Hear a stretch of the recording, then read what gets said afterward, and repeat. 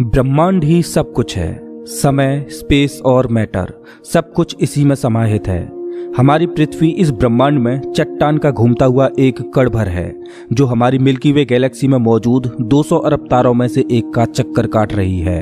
ये विशाल संरचना 90 अरब प्रकाश वर्ष की दूरी में फैले आकाश गंगाओं के सागर में सिर्फ एक बूंद के समान है। ये हमारा घर है, हमारी पृथ्वी, सुख सुविधाओं से भरपूर एक आरामदायक ग्रह। एक बार रोजमर्रा के कामों को छोड़ आसमान को देखिए, क्या दिखाई देता है।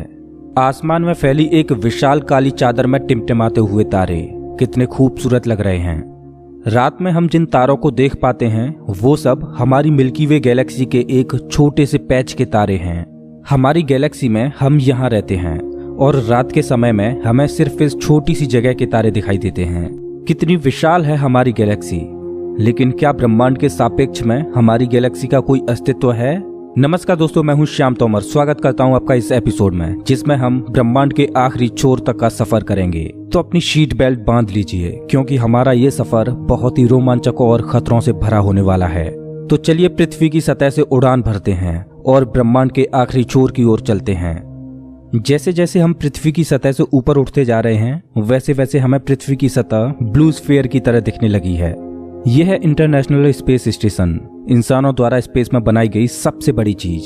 ये 27,580 किलोमीटर प्रति घंटे की रफ्तार से पृथ्वी के चक्कर काट रहा है, जो कि पृथ्वी की सतह से लगभग 400 किलोमीटर ऊपर है। और ये 24 घंटे में लगभग 16 बार पृथ्वी के चारों ओर घूम जाता है। जैसे ही हम इंटरनेशनल स्पेस स्टेशन से और ऊपर जाते हैं, तो हमें इंसानों द्वारा बनाई गई कुछ और चीजें दिखाई देती हैं। सैटेलाइट्स। अंतरिक्ष में इंसानों द्वारा भेजी गई हजारों सैटेलाइट्स पृथ्वी का चक्कर काट रही हैं। सैटेलाइट्स का अंतरिक्ष में एक जाल सा बिछा हुआ है। चलिए और ऊपर चलते हैं। इतने ऊपर से पृथ्वी का नजारा तो देखिए, कितना खूबसूरत लग रहा है हमारा ये नीला ग्रह। हम पहुंच चुके हैं चांद के पास। हमसे पहले यहाँ पर 12 एस्ट्रोनॉट्स आ चुके हैं, जिनमें नील आर्मस्ट्रांग पहले व्यक्ति थे जो इसकी सतह पर उतरे थे, और उनके पैरों के निशान आज भी चांद की सतह पर देखे जा सकते हैं। चांद पर कोई वायुमंडल नहीं है, इस वजह से ये निशान सदियों तक ऐसे ही बने रहेंगे। हम अभी अपने घर से लगभग 4 लाख किलोमीटर दूर हैं और चंद्रमा से हमारा ग्रह कुछ इस तरह का दिखाई देता है। ऐसा लग रहा है जैसे अंतरिक्ष में एक ब्लू मार्बल रखी हो। चांद की सतह एक बैटल फील्ड की तरह लग रही है, जिसने पिछले अरबों सालों से कॉमेट्स और एस्ट्रॉइड्स की मार को झेला है। चांद का कोई वायुमंडल नहीं है जो कि कॉमेट्स या एस्ट्रॉइड्स को स्पेस में ही जला दे। सौभाग्य से हमारी पृथ्वी का वायुमंडल है जो हमें स्पेस से आने वाले खतरों से बचाता है। चलिए अंतरिक्ष में एक लंबी छलांग लगाते हैं। ये है हमारे सौर मंडल का सबसे चमकीला ग्रह वीनस। इसको पृथ्वी की छोटी बहन बोला जाता है, क्योंकि ये पृथ्वी की ही तरह रॉकी प्लैनेट है, जिसकी ग्रेविटी लगभग पृथ्वी के ही समान है। लेकिन ये ग्रह एक नर्क की तरह है, क्योंकि इस पर होती है भयंकर बारिश, पानी की नहीं बल्कि एसिड की। इसके एटमॉस्फेयर में जो बादल दिखाई दे रहे हैं वो सल्फ्यूरिक एसिड के हैं। हमारे सौरमंडल में सिर्फ वीनस ही एकमात्र ऐसा ग्रह है जिस पर सबसे ज्यादा ग्रीन हाउस इफेक्ट होता है। सूर्य की गर्मी इस पर आती तो है, लेकिन वापस नहीं जा पाती, जिस वजह से हीट इसके एटमॉस्फेयर के अंदर ट्रैप होकर रह जाती है। यही कारण है कि शुक्र ग्रह हमारे सौरमंडल का सबसे गर्म ग्रह है, जिसका तापमान 465 डिग्री सेल्सियस है। इसकी सतह पर काफी मात्रा में ज्वालामुखी मौजूद हैं, जो इस ग्रह को और ज्यादा खतरनाक बनाते हैं। इस एंग्री प्लैनेट पर कुछ भी सरवाइव नहीं कर सकता। चलिए अपनी जर्नी को और आगे बढ़ाते हैं। यह है सूर्य के सबसे पास मौजूद ग्रह मरकरी। इस ग्रह की धरती हमारे चंद्रमा जैसी नजर आती है, जिस पर बड़े बड़े गड्ढे मौजूद हैं। इस ग्रह के दिन और रात के टेम्परेचर में बहुत ज्यादा डिफरेंस है। रात के समय में इसका तापमान -170 डिग्री सेल्सियस पहुंच जाता है, तो दिन के समय में 400 डिग्री सेल्सियस को भी पार कर जाता है। चलिए आगे बढ़ते हैं। यह है हमारा भगवान। यही है जो अपनी ऊर्जा से पृथ्वी पर जीवन को चला रहा है। अगर ये ना होता तो हम ना होते। पृथ्वी से लगभग 150 मिलियन किलोमीटर दूर मौजूद ये तारा इतना बड़ा है कि इसमें लाखों पृथ्वियां समा जाएं। सूर्य इतना भारी है कि इसकी ग्रेविटी पूरे सोलर सिस्टम को कंट्रोल कर रही है। इससे निकलने वाली लपटें इतनी बड़ी होती हैं कि सूर्य की सतह से हजारों किलोमीटर ऊपर तक चली जाती हैं। चलिए अपनी यात्रा को आगे बढ़ाते हैं। यह है पृथ्वी का सबसे नजदीकी ग्रह मंगल। इसकी धरती लाल है, इस वजह से इसे लाल ग्रह भी बोला जाता है। वैज्ञानिक मंगल ग्रह के बारे में जानने के लिए बड़े ही उत्सुक हैं, क्योंकि वैज्ञानिक कहीं ना कहीं ये अनुमान लगाते हैं कि मंगल ग्रह हमारा पास्ट है। वैज्ञानिक मानते हैं कि अतीत में मंगल की धरती पर जीवन फला फूला होगा। मंगल की धरती पर भी सागर मौजूद थे, नदियां मौजूद थीं, इसका खुद का एक एटमॉस्फेयर था। लेकिन आज ये ग्रह वीरान और बंजर पड़ा है। आज वैज्ञानिक इस ग्रह पर सूक्ष्म रूप में ही सही बैक्टीरिया के रूप में जीवन खोजने में जुटे हैं और वैज्ञानिक इस ग्रह पर भविष्य में बस्तियां बसाने की सोच रहे हैं। अगर हम मंगल पर आए हैं तो हम इसे कैसे मिस कर सकते हैं। यह है ओलंपस मॉन्स, एक प्राचीन ज्वालामुखी। मंगल की धरती पर ज्वालामुखी से बना ये पहाड़ पृथ्वी की सबसे ऊंची चोटी माउंट एवरेस्ट से भी लगभग 3 गुना ऊंचा है और ये हमारे सोलर सिस्टम की सबसे ऊंची चोटी है। अगर मंगल की धरती से हम अपने ग्रह पृथ्वी को देखें तो ये कुछ इस तरह की दिखाई देती है।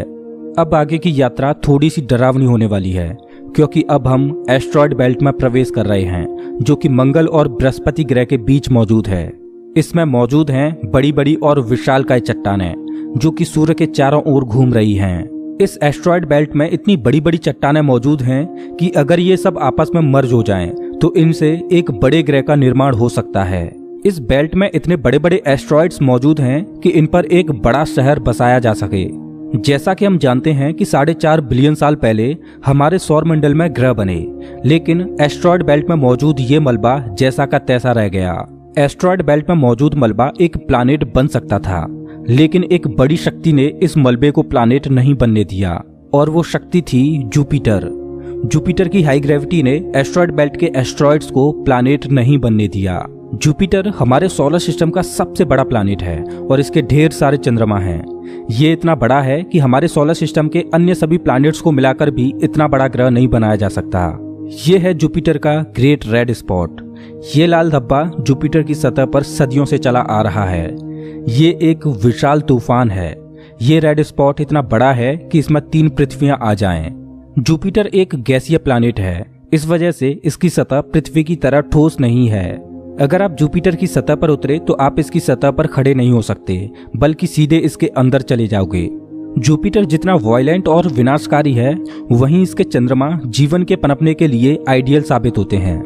जुपिटर के दर्जनों चंद्रमाओं में से एक है यूरोपा, जो कि पूरी तरह बर्फ की मोटी चादर से ढका हुआ है।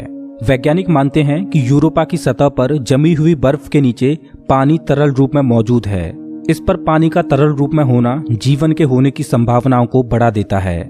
हमारे सोलर सिस्टम में बृहस्पति ग्रह के चंद्रमा यूरोपा पर वैज्ञानिक जीवन होने की प्रबल संभावनाएं जताते हैं। हमारा अगला पड़ाव है हमारे सौर मंडल का सबसे खूबसूरत प्लैनेट सैटर्न। शनि ग्रह के छल्ले इसकी सुंदरता में 4 चांद लगाते हैं, जो कि इसकी सतह से लाखों किलोमीटर ऊपर तक फैले हैं। शनि ग्रह को अपने सोलर सिस्टम का ताज माना जाता है। ये है शनि ग्रह का एक चंद्रमा टाइटन। इसका खुद का एक एटमॉस्फेयर है, इस पर हवा है, बारिश होती है, यहाँ तक कि इस पर ऋतुएं भी बदलती हैं। इस पर नदियां और सागर मौजूद हैं। ये चंद्रमा देखने में लगभग पृथ्वी की ही तरह है, लेकिन इस पर जो नदियां और सागर हैं वो पानी के नहीं बल्कि लिक्विड नेचुरल गैस के हैं। अगर हम किसी भी तरह इस नेचुरल गैस को पृथ्वी पर ला पाएं तो ये इतनी ज्यादा है कि हजारों सालों तक ये हमारे शहरों को रोशन कर सकती है। वैज्ञानिक अनुमान लगाते हैं कि अरबों साल बाद जब सूर्य गर्माने लगेगा और एक रेड जाइंट बन जाएगा, तब टाइटन हैबिटेबल जोन में होगा। उस समय टाइटन पर पृथ्वी जैसी परिस्थितियां मौजूद होंगी। इस वजह से वैज्ञानिक टाइटन को भविष्य की पृथ्वी मानते हैं। अभी हम अपने घर से इतने दूर आ चुके हैं कि यहाँ से हमारी पृथ्वी एक डॉट की तरह दिखाई देती है। अब जैसे जैसे हम अंतरिक्ष की गहराई में और आगे बढ़ते जाएंगे, वैसे वैसे पृथ्वी हमारी आंखों से ओझल होती जाएगी। हमारा अगला पड़ाव है यूरेनस। प्राचीन समय में यूरेनस और नेपच्यून के बारे में कोई भी जानकारी नहीं थी, जब तक कि टेलीस्कोप का आविष्कार नहीं हुआ। हमारी सौर व्यवस्था का सबसे आखिरी प्लैनेट है नेपच्यून। हमारा सोलर सिस्टम बहुत बहुत बड़ा है, लेकिन नेपच्यून के बाद भी हमारा सोलर सिस्टम खत्म नहीं हो जाता। अपने सोलर सिस्टम की गहराई में हम आगे बढ़ते हैं तो हम पहुंच जाते हैं कुइपर बेल्ट में, जो पिछली एस्ट्रॉयड बेल्ट से 20 गुना चौड़ी और 200 गुना ज्यादा फैली है। ग्रहों की लिस्ट से बेदखल किया जाने वाला प्लूटो भी इसी कुइपर बेल्ट का सदस्य है। कुइपर बेल्ट में एस्ट्रॉयड बेल्ट से भी ज्यादा बड़े बड़े ऑब्जेक्ट्स मौजूद हैं, जिनकी खुद की ग्रेविटी की वजह से इनके चंद्रमा भी हैं। चलिए कुइपर बेल्ट को पार करके आगे चलते हैं। हमारी पृथ्वी से 13 बिलियन किलोमीटर दूर ये है सूर्य से सबसे दूर मौजूद ऑब्जेक्ट सेडना। ये एक बौना ग्रह है जो एक ऐसा स्पेस ऑब्जेक्ट है जो सबसे दूर सूर्य की परिक्रमा कर रहा है। इसकी खोज 2003 में हुई थी। ये सूर्य की एक परिक्रमा 10,000 सालों में पूरी कर पाता है। चलिए अब अपने सोलर सिस्टम से बाहर का रुख करते हैं। अभी हम इंटरस्टेलर स्पेस में प्रवेश कर चुके हैं। देखिए अंतरिक्ष की गहराई में ये क्या ट्रेवल कर रहा है। ओह, ये तो वॉयेजर 1 स्पेसक्राफ्ट है। यही तो इकलौता स्पेसक्राफ्ट है जो कि इंसानों द्वारा बनाई गई सबसे दूर मौजूद चीज है। ये पृथ्वी से अब तक 19 अरब किलोमीटर दूर जा चुका है। इस स्पेसक्राफ्ट ने अंतरिक्ष के काफी सवालों से पर्दा उठाया है। ये बंदूक से निकली बुलेट से भी 20 गुना तेज ट्रेवल कर रहा है। चलिए अपनी यात्रा को और आगे बढ़ाते हैं। अभी हम अपने सोलर सिस्टम की हदों से इतने दूर आ चुके हैं कि यहाँ से हमारा सूर्य एक आम तारे की तरह दिखाई दे रहा है, लेकिन इतनी दूर से भी इसकी ग्रेविटी को महसूस किया जा सकता है, क्योंकि अरबों की संख्या में यहाँ पर कॉमेट्स को देखा जा सकता है जो सूर्य की ग्रेविटी से बंधे हुए हैं। इन कॉमेट्स में इतना ज्यादा पानी है कि अगर ये सब इकट्ठे हो जाएं, तो ये पृथ्वी से भी ज्यादा बड़े और गहरे सागरों को भर दें। वैज्ञानिक मानते हैं कि पृथ्वी पर ज्यादातर पानी कॉमेट्स के द्वारा ही आया है।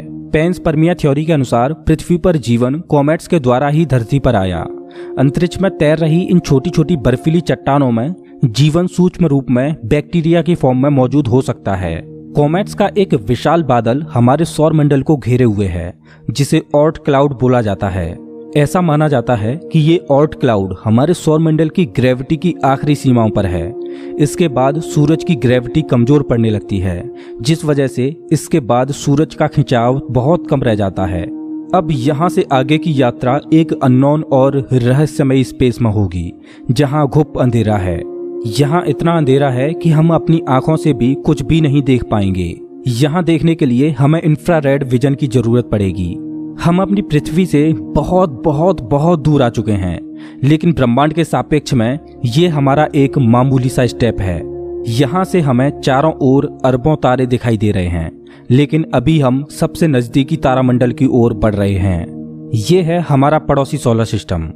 ये हमसे इतना दूर है कि हमारे सूर्य के प्रकाश को इस तारामंडल तक पहुंचने में 4.3 सालों का वक्त लगता है। इस तारामंडल का नाम है अल्फा सेंटोरी।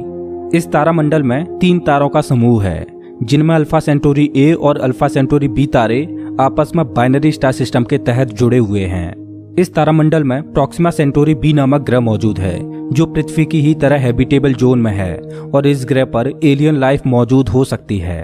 चलिए अपनी यात्रा को आगे बढ़ाते हैं।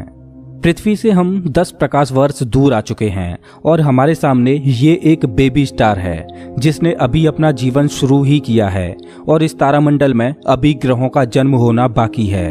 हो सकता है कि इस तारामंडल में किसी ऐसे ग्रह का जन्म हो जाए जो हमारी पृथ्वी की ही तरह जीवन को धारण करने योग्य हो, लेकिन अभी इसमें अरबों सालों का वक्त लगेगा। अपनी यात्रा को आगे बढ़ाते हैं। अभी हम पृथ्वी से 20 प्रकाश वर्ष दूर आ चुके हैं और अभी हम ऐसे तारामंडल से होकर गुजर रहे हैं जिसका जन्म हमारे सोलर सिस्टम के साथ ही हुआ था। इस तारे का नाम है ग्लीस 581 और इसकी सबसे बड़ी खास बात यह है कि इस तारे का चक्कर लगा रहा है एक ऐसा ग्रह जो हमारी पृथ्वी से बिल्कुल मेल खाता है और इस ग्रह पर एलियन सिविलाइजेशन होने की प्रबल संभावना है। वैसे तो हमारी मिल्की वे गैलेक्सी में अरबों तारे हैं, जिनकी यात्रा करना तो दूर, उनको पूरे जीवन काल में गिनना भी संभव नहीं है। तो चलिए अपनी यात्रा को आगे बढ़ाते हुए मिल्की वे गैलेक्सी से बाहर निकलते हैं। ये है हमारी मिल्की वे गैलेक्सी, जो अरबों तारों का घर है, जिनमें से हमारा सूर्य भी एक है। ये गैलेक्सी इतनी विशाल है कि अगर इसके एक छोर से प्रकाश ट्रेवल करे तो लाइट को भी इसके एक छोर से दूसरे छोर तक पहुंचने में 1,05,700 सालों का समय लगेगा। लेकिन ब्रह्मांड में मौजूद बड़ी बड़ी विशालकाय गैलेक्सियों के सामने हमारी गैलेक्सी कुछ भी नहीं। यूनिवर्स में मिल्की वे से भी कई गुना बड़ी गैलेक्सियां मौजूद हैं। तो चलिए अपने सोलर सिस्टम और अपनी गैलेक्सी को पीछे छोड़ते हुए इंटर गैलेक्टिक स्पेस में प्रवेश करते हैं। इंटर गैलेक्टिक स्पेस में प्रवेश करके हमें दूर दूर तक अरबों गैलेक्सियां दिखाई दे रही हैं, लेकिन ये सभी गैलेक्सियां झुंड में हैं और ये है हमारी गैलेक्सियों का झुंड, जिसमें हमारी गैलेक्सी मिल्की वे और अन्य पड़ोसी गैलेक्सियां मौजूद हैं। गैलेक्सियों के इस छोटे से झुंड को लोकल ग्रुप बोला जाता है। गैलेक्सियों का ये लोकल ग्रुप 10 मिलियन प्रकाश वर्ष में फैला हुआ है। जैसे जैसे हम अपनी यात्रा को आगे बढ़ाते जा रहे हैं वैसे वैसे हमें अन्य गैलेक्सियों के झुंड दिखाई देते जा रहे हैं और उनमें भी हमारे लोकल ग्रुप की तरह गैलेक्सियां मौजूद हैं। गैलेक्सियों के कई लोकल ग्रुप्स को मिलाकर एक सुपर क्लस्टर बनता है। अभी हमारे सामने जो मौजूद है वो है वर्गो सुपर क्लस्टर। इसी वर्गो सुपर क्लस्टर में हमारी गैलेक्सियों का लोकल ग्रुप भी शामिल है और हमारी गैलेक्सियों का लोकल ग्रुप इस छोटे से पैच में है। अभी हम अपने घर से इतने दूर आ चुके हैं कि यहाँ से हम अपने सूर्य को तो छोड़ो, यहाँ तक कि अपनी गैलेक्सी को भी छोड़ो, हमारी गैलेक्सियों का लोकल ग्रुप ही एक छोटे से पैच के समान दिखाई दे रहा है। कितना विशाल है ना वर्गो सुपर क्लस्टर। इस वर्गो सुपर क्लस्टर में 100 से ज्यादा गैलेक्सियों के लोकल ग्रुप शामिल हैं और ये 110 मिलियन प्रकाश वर्ष में फैला हुआ है। चलिए अपनी यात्रा को और आगे बढ़ाते हैं। अरे ये क्या, जैसे जैसे हम आगे बढ़ते जा रहे हैं वैसे वैसे हमें वर्गो सुपर क्लस्टर जैसे अनगिनत सुपर क्लस्टर्स दिखाई दे रहे हैं। इस सुपर क्लस्टर्स के समूह को नाम दिया गया है लेनियाकेया सुपर क्लस्टर और हमारा वर्गो सुपर क्लस्टर यहाँ पर है एक छोटे से पैच के समान, जिसमें हमारी गैलेक्सियों का लोकल ग्रुप एक डॉट की तरह भी दिखाई नहीं दे रहा। ये लेनियाकेया सुपर क्लस्टर 520 मिलियन प्रकाश वर्ष में फैला हुआ है, जिसमें लाखों वर्गो सुपर क्लस्टर्स जैसे सुपर क्लस्टर्स मौजूद हैं। चलिए अपनी यात्रा को और आगे बढ़ाते हैं। जैसे जैसे हम आगे बढ़ते जा रहे हैं वैसे वैसे लेनियाकेया सुपर क्लस्टर भी छोटा होता जा रहा है और इतनी दूर से देखने पर लेनियाकेया सुपर क्लस्टर भी एक छोटे से पैच की तरह दिखाई दे रहा है। ओह माय गॉड, मेरा तो दिमाग ही घूम गया। खैर अपनी यात्रा को और आगे बढ़ाते हैं। यह है हमारा ऑब्जर्वेबल यूनिवर्स, जिसमें हमारा लेनियाकेया सुपर क्लस्टर एक छोटे से डॉट की तरह मौजूद है। लेकिन क्या यही हमारी यात्रा खत्म हो जाती है? क्या इतना ही बड़ा है ब्रह्मांड? वेल, जैसा कि मैंने अभी बोला, ये है ऑब्जर्वेबल यूनिवर्स यानी ज्ञात ब्रह्मांड। ब्रह्मांड के बारे में हम जो भी जानते हैं वो केवल यहीं तक जानते हैं। हो सकता है कि ब्रह्मांड का विस्तार आगे भी हो जो अनंत तक चलता जा रहा हो, लेकिन वहां से हम तक कोई प्रकाश ही नहीं पहुंच पा रहा हो जिससे हमें ऑब्जर्वेबल यूनिवर्स के बाहर का भी पता चल सके। वैज्ञानिक ये भी अनुमान लगाते हैं कि हो सकता है कि हमारे यूनिवर्स जैसे असंख्य यूनिवर्स और मौजूद हो सकते हैं जिनमें हमारा ये ब्रह्मांड एक विशाल सागर में एक छोटी सी बूंद के समान हो। खैर, मल्टीवर्स यानी एक से ज्यादा ब्रह्मांडों का अस्तित्व है कि नहीं ये कोई नहीं जानता और ना ही हमारे पास मल्टीवर्स यानी महाब्रह्मांड के कोई सबूत हैं। लेकिन ये तो तय है कि ऑब्जर्वेबल यूनिवर्स ही ब्रह्मांड का अंत नहीं हो सकता। इसके बाहर भी कुछ न कुछ मौजूद है जिसका हमें कोई भी ज्ञान नहीं। लेकिन वो क्या हो सकता है? हो सकता है कि हमारा ऑब्जर्वेबल यूनिवर्स भी महाब्रह्मांड में एक छोटे से पैच के समान हो। वेल दोस्तों, आपकी ब्रह्मांड के आखिरी छोर तक की यात्रा कैसी रही प्लीज कमेंट बॉक्स में जरूर बताएं। अगर आपको ये वीडियो पसंद आया हो तो इसे लाइक करें और ऐसे ही मजेदार वीडियोज के लिए चैनल को सब्सक्राइब करें, साथ ही बेल आइकॉन दबाएं।